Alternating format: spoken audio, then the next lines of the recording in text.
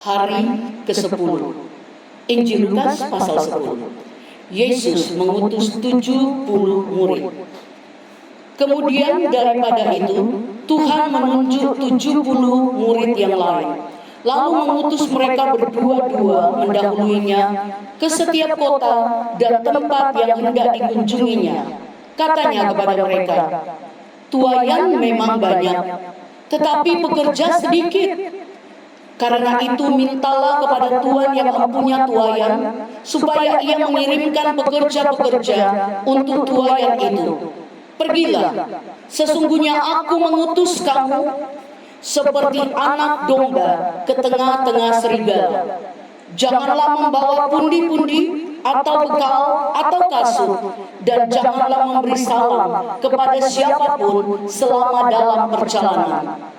Kalau kamu memasuki suatu rumah, katakanlah lebih dahulu, damai sejahtera bagi rumah ini. Dan jikalau di situ ada orang yang layak menerima damai sejahtera, maka salammu itu akan tinggal atasnya. Tetapi jika tidak, salammu itu kembali kepadamu. Tinggallah dalam rumah itu, makan dan minumlah apa yang diberikan orang kepadamu, sebab seorang pekerja patut mendapat upahnya. Janganlah berpindah-pindah rumah. Dan jikalau kamu masuk ke dalam sebuah kota dan kamu diterima di situ, makanlah apa yang dihidangkan kepadamu. Dan sembuhkanlah orang-orang sakit yang ada di situ, dan katakanlah kepada mereka, kerajaan Allah sudah dekat padamu. Tetapi jikalau kamu masuk ke dalam sebuah kota dan kamu tidak diterima di situ, pergilah ke jalan-jalan raya kota itu dan serukanlah juga debu kotamu yang melekat pada kaki kami kebaskan di depanmu. Tetapi ketahuilah ini, kerajaan Allah sudah dekat. Aku berkata kepadamu, pada hari itu Sodom akan lebih ringan tanggungannya daripada kota itu." Yesus mengecam beberapa kota. "Celakalah engkau Korazim, celakalah engkau Betsaida, karena jika di Tirus dan di Sidon terjadi mujizat-mujizat yang telah terjadi di tengah-tengah kamu, sudah lama mereka bertobat dan berkabung. Akan tetapi, pada waktu penghakiman, tanggungan Tirus dan Sidon akan lebih ringan daripada tanggungan. Dan engkau Kapernaum, apakah engkau akan dinaikkan sampai ke langit? Tidak. Engkau akan diturunkan sampai ke dunia orang mati. Barang siapa mendengarkan kamu, ia mendengarkan aku. Dan barang siapa menolak kamu, ia menolak aku. Dan barang siapa menolak aku, ia menolak dia yang mengutus aku." Kembalinya ke-70 murid. Kemudian ke-70 murid itu kembali dengan gembira dan berkata, "Tuhan, juga setan-setan takluk kepada kami demi namamu." Lalu kata Yesus kepada mereka, "Aku melihat iblis jatuh seperti kilat dari langit. Sesungguhnya aku telah memberikan kuasa kepada kamu untuk menginjak ular dan kalajengking, dan kuasa untuk menahan kekuatan musuh, sehingga tidak ada yang akan membahayakan kamu. Namun demikian, janganlah bersukacita karena roh-roh itu takluk kepadamu, tetapi bersukacitalah karena namamu ada terdaftar di sorga." Ucapan syukur dan bahagia. Pada waktu itu juga bergembiralah Yesus dalam Roh Kudus dan berkata, "Aku bersyukur kepadamu Bapa, Tuhan langit dan bumi, karena semuanya itu Engkau sembunyikan bagi orang bijak dan orang pandai, tetapi Engkau nyatakan kepada orang kecil. Ya Bapa, itulah yang berkenan kepadamu.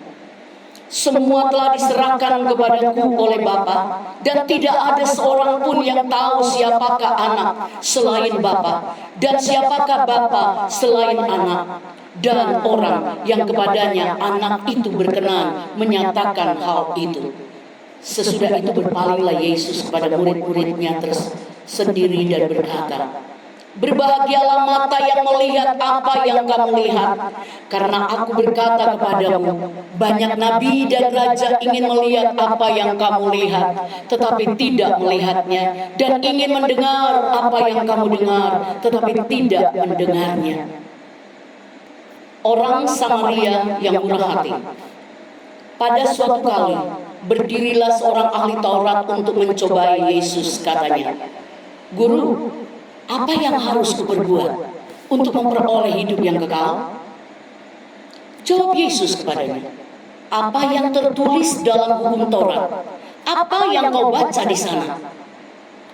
Jawab orang itu, "Kasihilah Tuhan Allahmu dengan segenap hatimu, dan dengan segenap jiwamu, dan dengan segenap kekuatanmu, dan dengan segenap akal budimu, dan kasihilah sesamamu manusia seperti dirimu sendiri." Kata Yesus kepadanya, "Jawabanmu itu benar. Perbuatlah demikian, maka engkau akan hidup." Tetapi untuk membenarkan dirinya, orang itu berkata kepada Yesus, "Dan siapakah sesamaku manusia?" Jawab Yesus, "Adalah seorang yang turun dari Yerusalem ke Yeriko.